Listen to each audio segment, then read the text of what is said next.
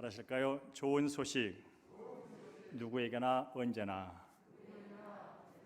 언젠가 이 땅에는 만왕의 왕 만유의 주 예수 그리스도가 다시 오셨다는 소식이 만방에 크게 울려 퍼지는 날이 올 것입니다.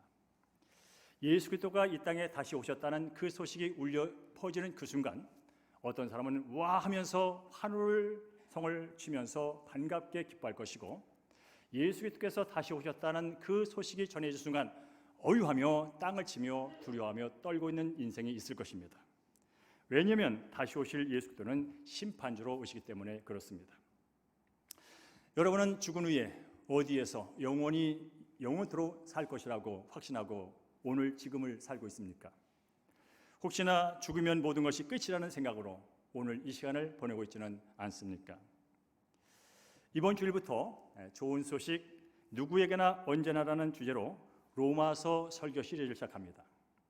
로마서는 어떤 책이냐면 누구에게나 언제나 좋은 소식은 오직 믿음으로 구원을 얻는다는 복음의 진리의 정수가 되는 책이고요. 더 나아가서 예수 믿고 구원받은 사람들이 어떻게 사는 것이 마땅한지 거룩한 삶을 잘 안내해주는 좋은 책입니다. 특별히 오늘 보신 것처럼 요즘에 우리 대형교회 어떤 일이 벌어지냐면, 그래 나도 한번 예수 한번 알아보고 싶어, 나도 한번 교회 다니면서 저 예수 믿는 사람들이 말하는 것을 경험하고 싶어, 제대로 한번 들어보고 싶어, 그런 분들이 한 분 한 분 찾아오고 있다는 사실입니다. 이 얼마나 복된 일인지 얼마나 귀한 일인지 알 수가 없습니다.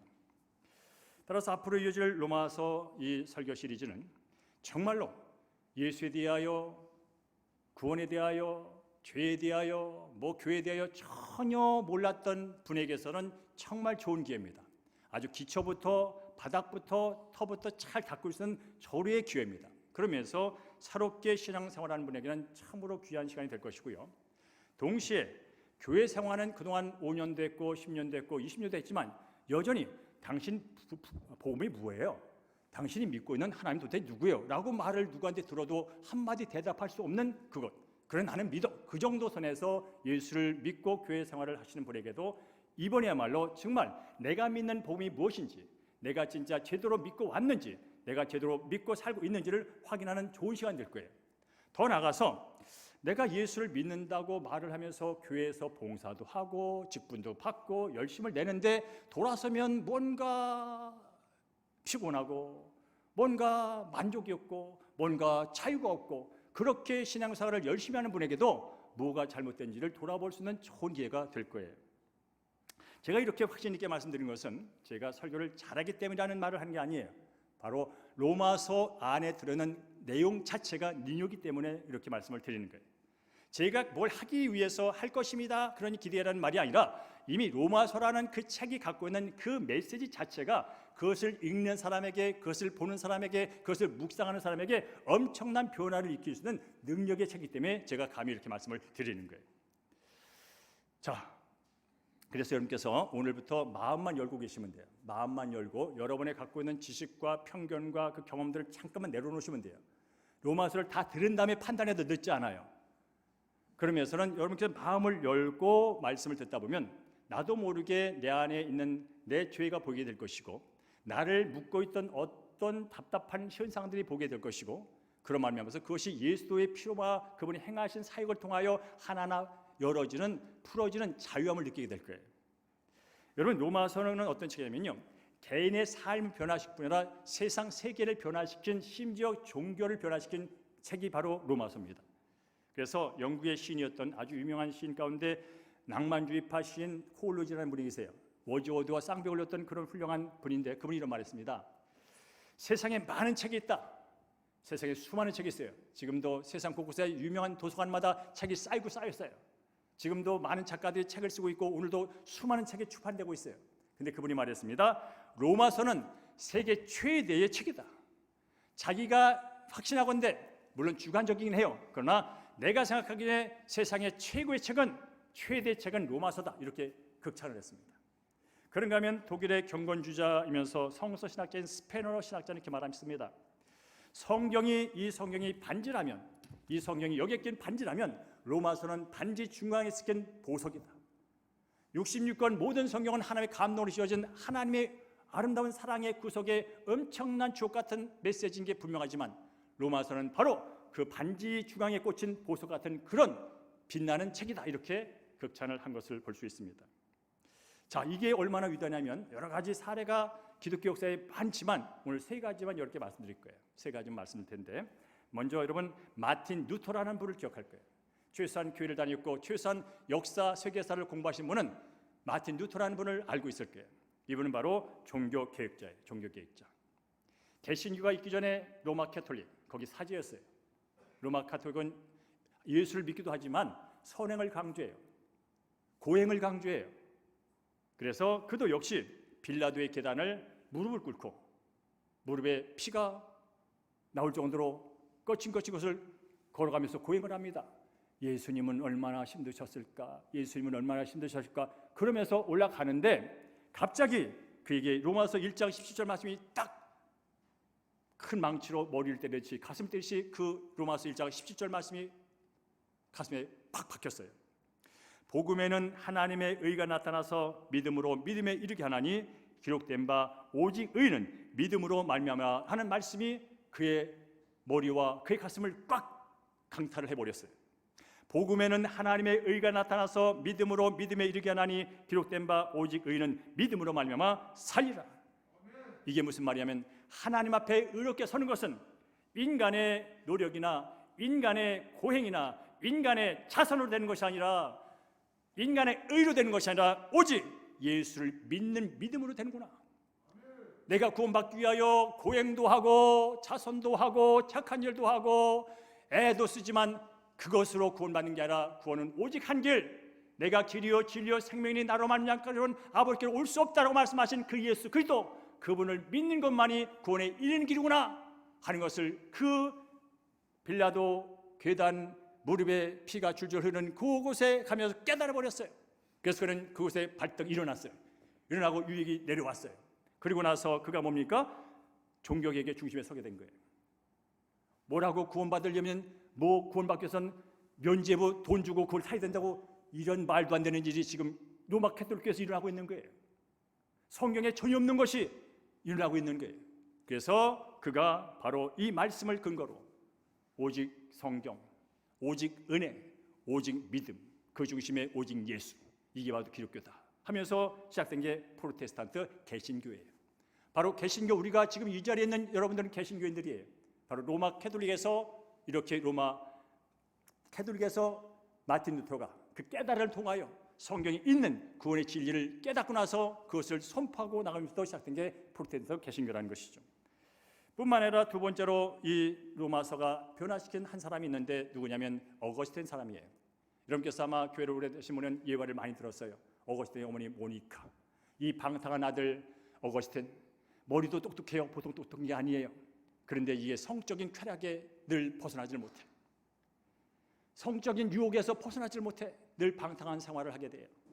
그런데 이 방탕한 생활하던 어거스틴이 변화를 줬습니다. 그게 바로 로마서 말씀이었어요. 그가 쓴 이 고백록이라고 하는 이 책, 고백록이라는 이 책은요, 정말 성경도 전 세계에 베스트되지만 이것은 예수를 믿든 안 믿든 간에 엄청나게 유명한 책이에요. 이 책을 쓴 저자입니다. 그가 이 책의 8장에서 그런 고백을 합니다. 8권, 이 책의 8권의 어떤 제목이냐면 무화과 나무 아래서의 회심, 그 8권 12장에 하나님의 음성을 듣고 회심이 일어남, 요 내용을 제가 한번 읽어드릴게요. 나는 어느 무화과나무 아래에 쓰러져서 흐르는 눈물을 주체하지 못하고 하염없이 눈물을 흘렸습니다. 그때 내가 정확히 어떤 표현들을 사용했는지는 모르지만 나는 다음과 같은 취지로 주님께 부르짖었습니다. 주님, 어느 때까지입니까? 주님, 어느 때까지 영원히 노하시겠습니까? 왜 지금 바로 이 시간 나의 추하고 부끄러운 삶을 끝내주지 않는 겁니까? 바로 지금 이 순간 나의 추하고 부끄러운 삶을 끝내주시면 안 되는 겁니까? 나는 이렇게 부르짖고는 마음으로부터 통회하며 통곡했습니다. 바로 그때에 옆집에서 들려오는 목소리가 있었는데 그것이 소년의 것이었는지 소녀의 것인지는 알 수 없지만 노래 부르는 것처럼 반복해서 들려왔습니다. 집어 들고서 읽어라, 집어 들고서 읽어라, 이 말이 계속 들려왔습니다. 그래서 저는 옆에 있던 성경책을 집어 들었습니다. 그리고 제가 무작정 한 곳을 폈는데 바로 그것이 로마서 13장. 여러분 스크린 넘겨줄까요? 자, 저기 있는 로마서 13장 말씀을 딱 피게 된 거예요. 우리 함께 한 목소리로 읽어보도록 하겠습니다. 시작. 방탕하거나 술에 취하지 말며 음란하거나 호색하지 말며 다투거나 시기하지 말고 오직 주 예수 그리스도로 옷 입고 정욕을 위하여 육신의 일을 도모하지 마라. 집어서 읽어라, 집어들어서 읽어라 라는 그 음성을 듣고 성경을 집어들어서 펴서 읽었는데 이 말씀이 딱 들어온 거예요. 왜냐면 그렇지 않아도 그는 이 방탕한 삶, 머리도 좋고 잘 가리키고 말도 잘하고 사람들에게 인기를 받고 그럼에도 불구하고 여전히 끊어지지 않는 이 방탕의 문제, 이 성적인 쾌락의 문제, 여기서 벗어나고 싶어서 언제까지입니까? 이 추하고 부끄러운 것 지금 당장 끊어지면 안 되겠습니다라고 계속 했는데 바로 이것을 펴는 순간 방탕하거나 술 취하지 말며 음란하거나 호색하지 말며 다투거나 시기하지 말고 오직 주 예수 그리스도로 옷 입고라는 말씀을 들으면서 그가 이런 이어진 고백을 합니다. 나는 이 구절을 읽고 나서 구원의 확신의 빛이 들어왔고 내 마음속에 부어지는 그 빛으로 말미암아 나를 감싸었던 모든 의심이 사라졌다. 더 이상 다른 책을 읽을 필요도 없었다. 완전히 이 로마서 13장 말씀에서 회심을 경험했다는 거예요. 하나님이 나를 얼마나 사랑하는지, 내 삶이 얼마나 하나님부터 죄스러운 일이었는지, 그러나 예수 그리스도를 옷 입으면 예수의 피로 말미암아 온전히 정결했다는 사실을 그가 깨달은 거예요.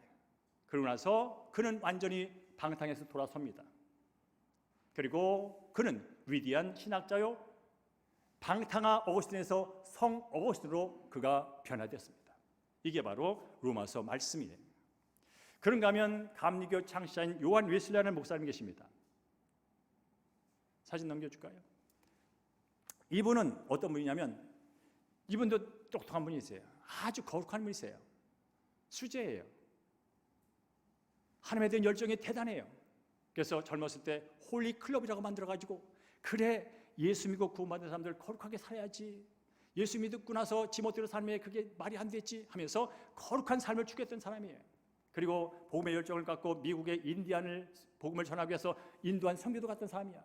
근데 그럼에도 불구하고 늘 뭔가 답답해, 뭔가 해방감이 없어.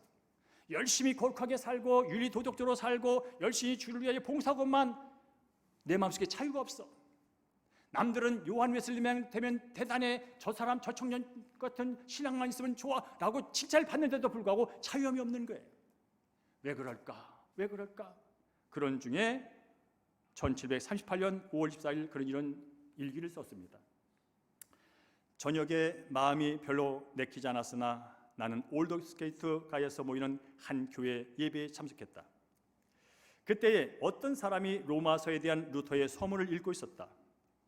저녁 8시 45분쯤 되었을 때 그리스도를 믿는 신앙을 통해 하나님께서 우리 마음에 역사하심으로써 일어나는 변화에 대해 설명할 때 내 마음이 이상하게 뜨거워지는 것을 느꼈다. 내가 그리스도를 믿고 있었고 그때 나는 예수 그리스도를 통해서만이 구원을 얻을 수 있다는 확신을 얻게 되었다. 그리고 그리스도께서 내 죄를 사하여 주시고 나 같은 죄인의 죄마저도 또한 죄와 사망의 법에서 구원해 주셨다는 확신을 가지게 되었다. 이런 고백을 합니다. 이 고백이 왜 중요하냐면 이 자리에는 여러분 예수 믿은 지 5년, 10년, 20년, 30년 된 분이 있을 거예요. 아마 주변에서 와 우리 권사님처럼 우리 집사님처럼 우리 장로님처럼 그런 칭찬을 받은 분이 계실 거예요. 그런데 교회 문을 떠나면 마음이 허전해. 그런데 뭔가 살았는데 자유함이 없어.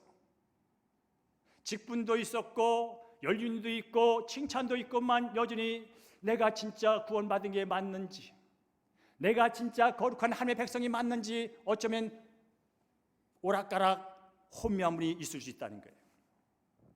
요한 웨슬리는요 대단한 사람이었습니다. 오죽하면 인디언 선교를 가겠습니까? 얼마나 믿음이 좋으면 여러분 그런 홀리코립을 만들어 활동을 하겠습니다. 그런데 그가 이런 고백을 합니다. 로마서 서문을 읽을 때 가슴이 뜨거워졌다. 예수 그리스도만을 통해서 구원받는 것을 확신하게 됐다.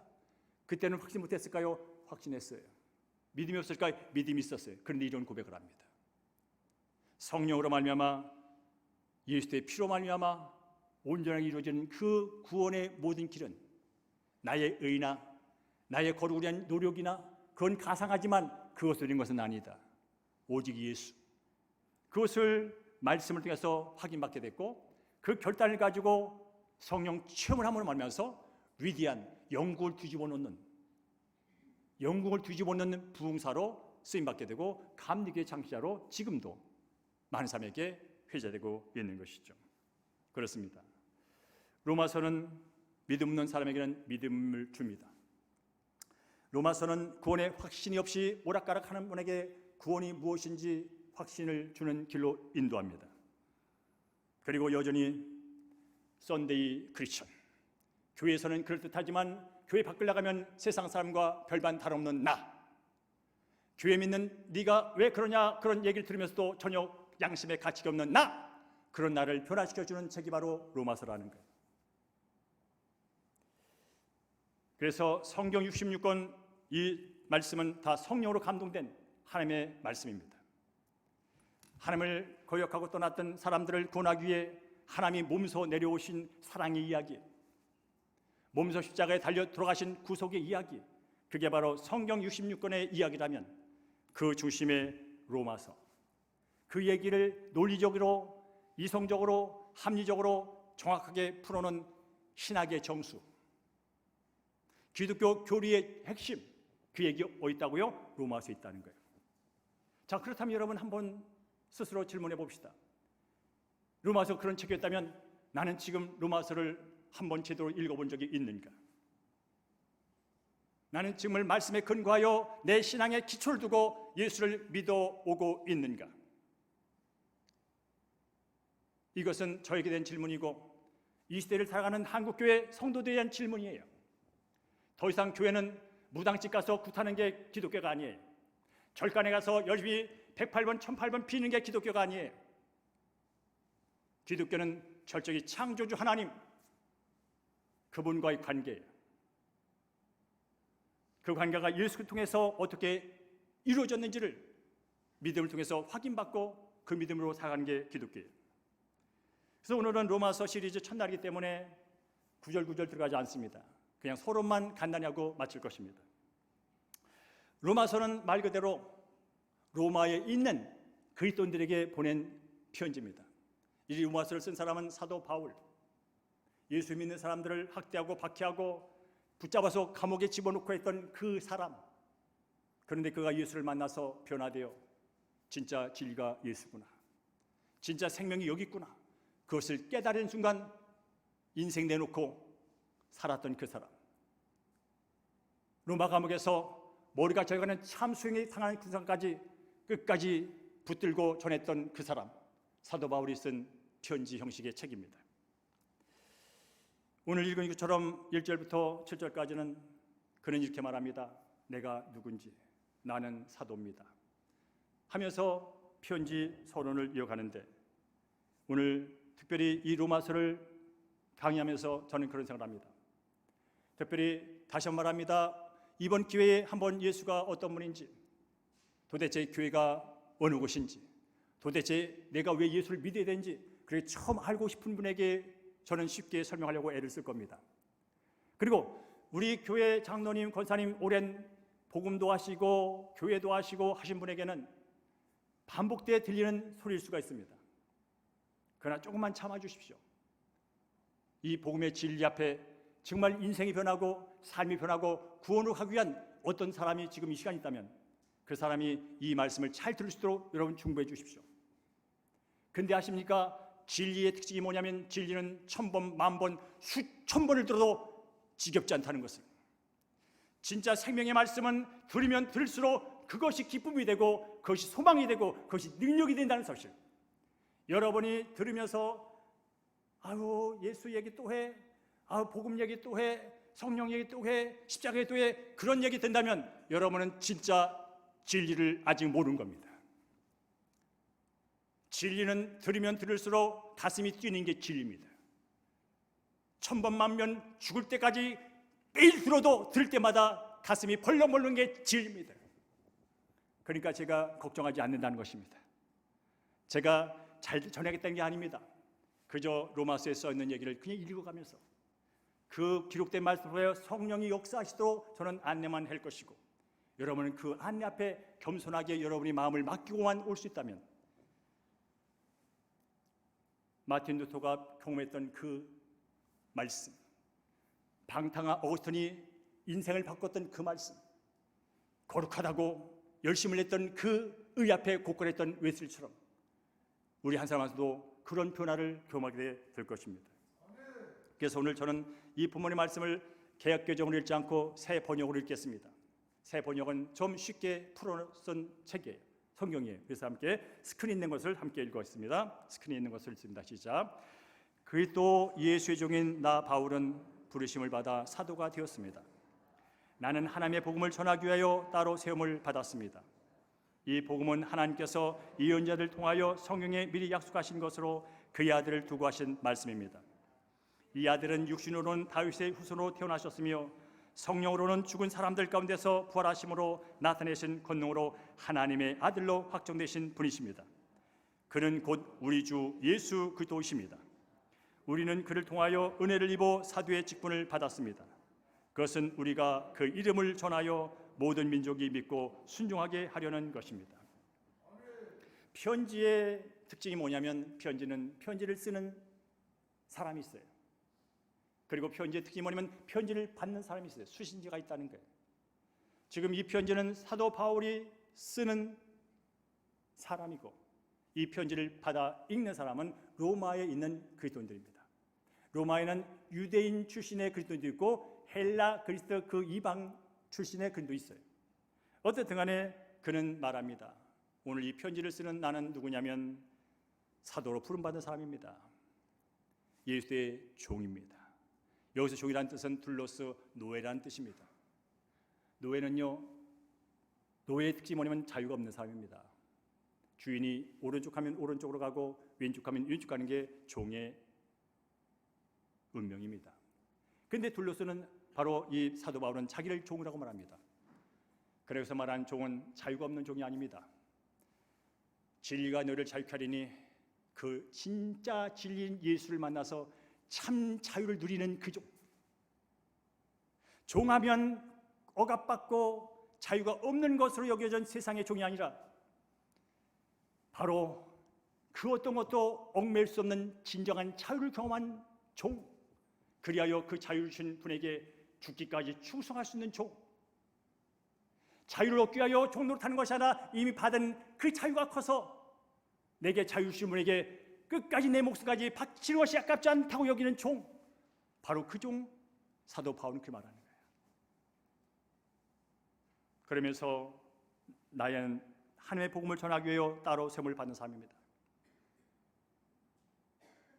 내 삶의 목적이 있다면, 내가 부름받은 목적이 있다면 다른 것이 아닙니다.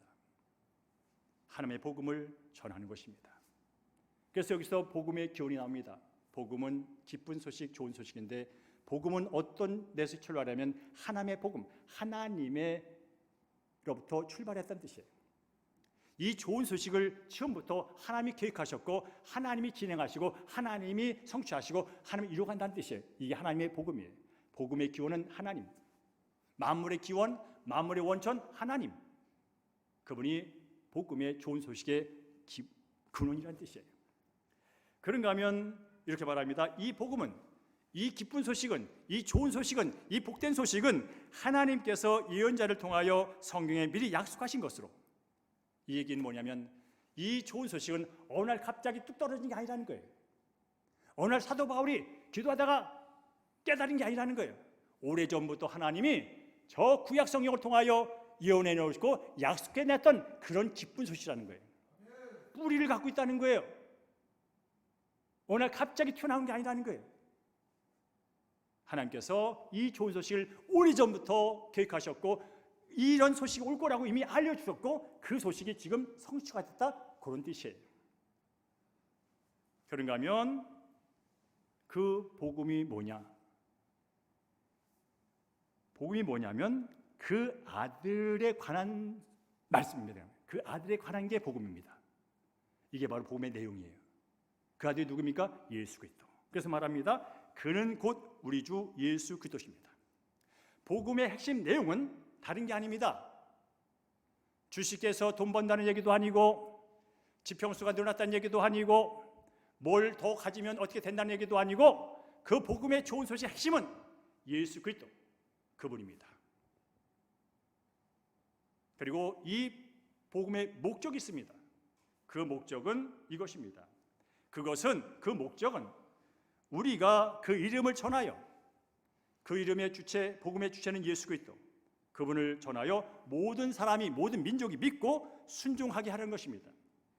이 복음, 그 예수 그리스도를 모든 사람에게 전하여 모든 사람이 예수를 믿고 순종, 바로 말씀에 순종하여 구원에 이르도록 하는 것이 이 복음의 목적입니다.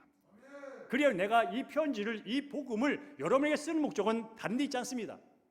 여러분들이 이 복음을 듣고 믿음으로 구원받아서 영원히 하늘 백성으로 영생을 누리도록 하기 위하여 오늘 이 편지를 쓰고 있는 겁니다라는 분명한 목적을 제시하는 것이죠.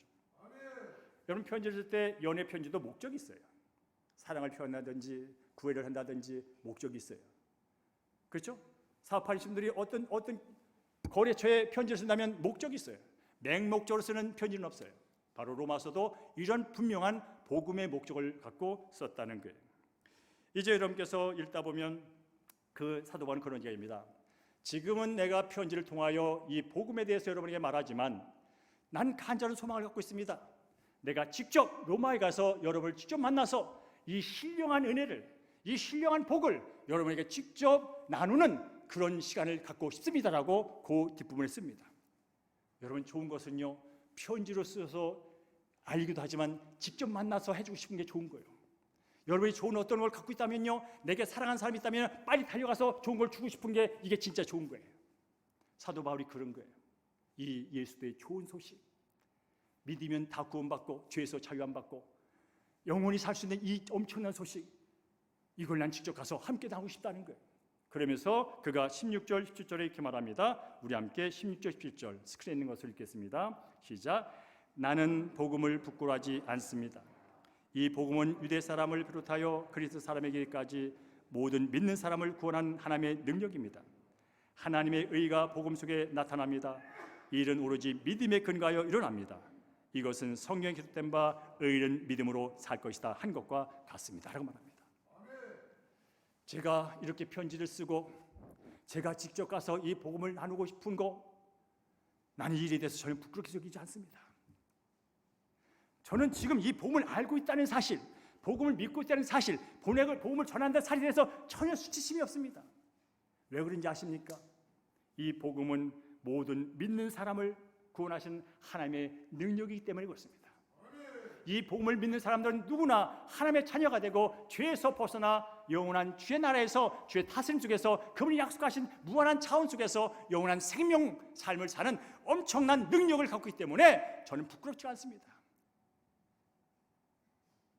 그리고 저 감사한 것은 그 위대한 복음을, 그 구원을 얻는 일에 있어서 오로지 믿음에 근거한 것 때문에 저는 부끄러워하지 않습니다.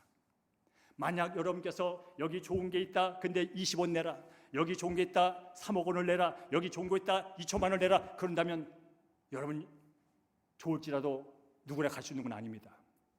그러나 여기 좋은 게 있는데 누구나 믿음으로 받을 수 있는 겁니다. 믿음으로 내 것을 취할 수 있는 것입니다. 이러니 내가 부끄러워할 리가 없는 것이죠 라고 그렇게 고백을 하는 겁니다. 여러분, 말씀을 정리합니다. 여러분, 지금까지 살면서 나쁜 소식도 들었고 좋은 소식도 들으며 살았습니다. 앞으로도 여러분 인생 가운데 나쁜 소식이 있을 것이고 좋은 소식이 있을 것입니다. 바라기는 여러분 좋은 소식을 취하며 사는 여러분 되기를 주님으로 축복합니다. 인간은 날 때부터 죄성을 갖고 있어서 나쁜 쪽에 자꾸 기웁니다.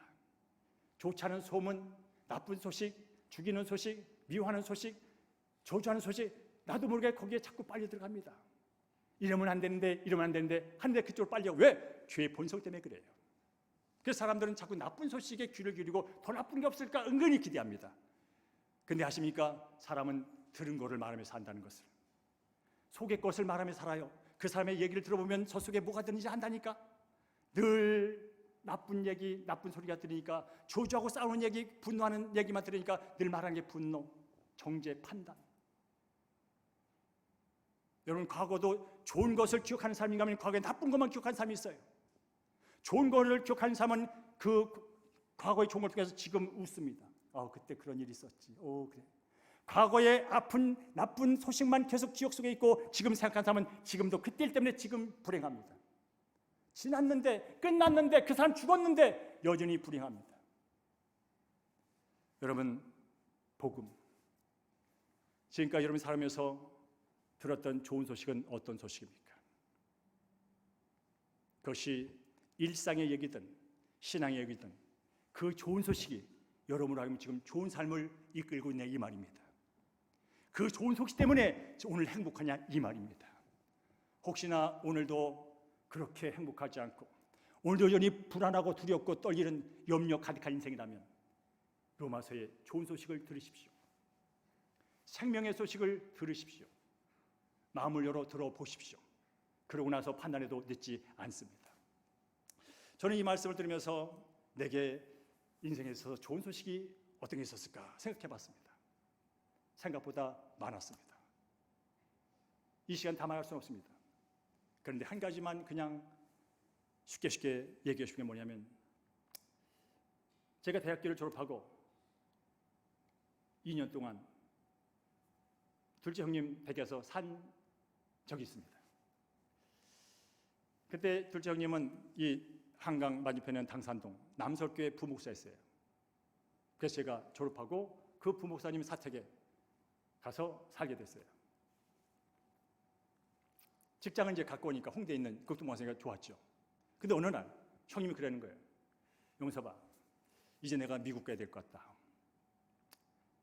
유학 비자가 나와가지고 이제 언제 가게 된다는 거예요. 그 소리 들을 때 저는 형님에겐 좋았지만 저에겐 별로 좋은 소식이 아니었어요.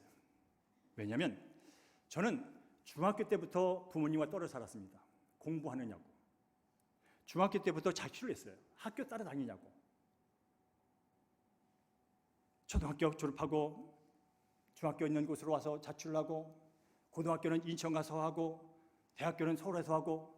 여러분, 이 13, 14살부터 20살까지 그 청년이 밥을 해먹어서 뭘 해먹겠습니까?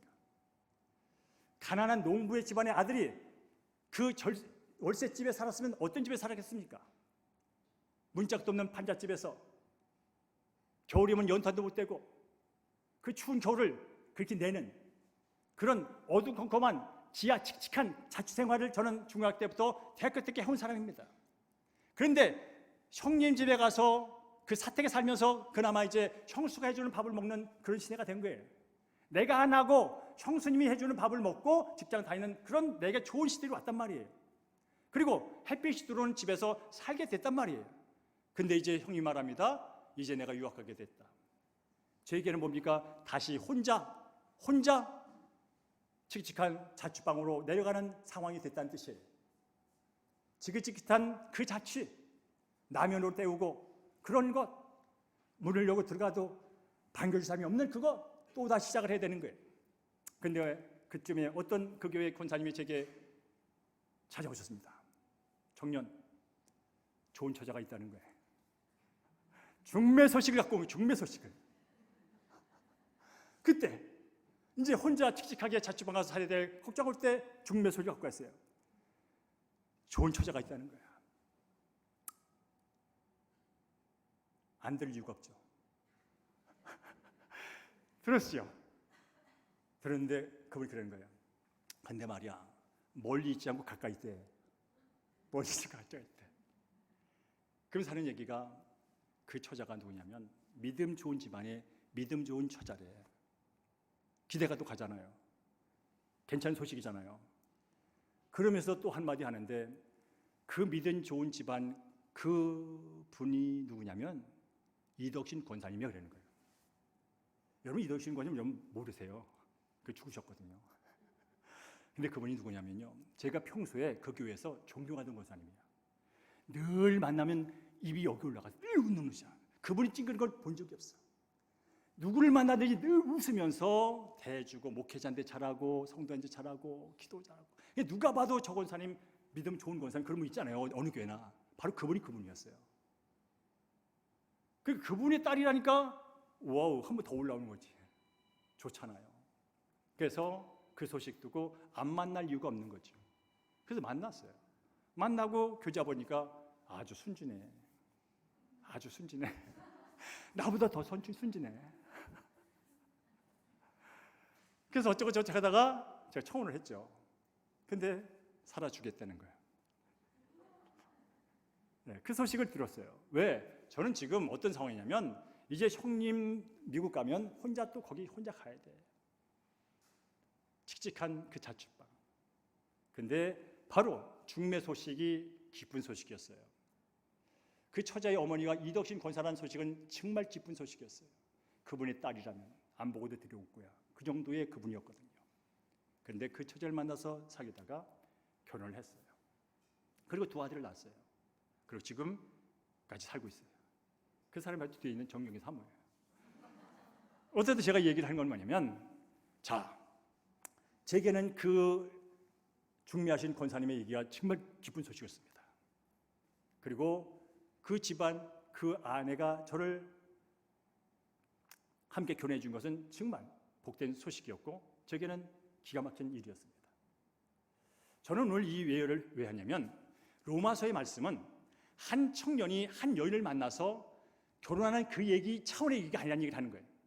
한 청년이 자취방으로 다시 가야 할 청년이 어떤 처자를 만나서 신혼방을 꾸민 그런 소식보다 더 엄청난 얘기가 로마서에 있다는 얘기를 해주는 거예요.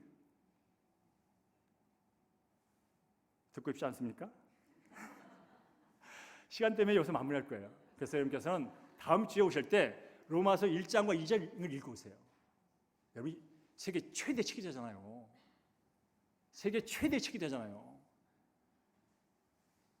카톨릭에서 개신교를 바꾸는 책이 되잖아요.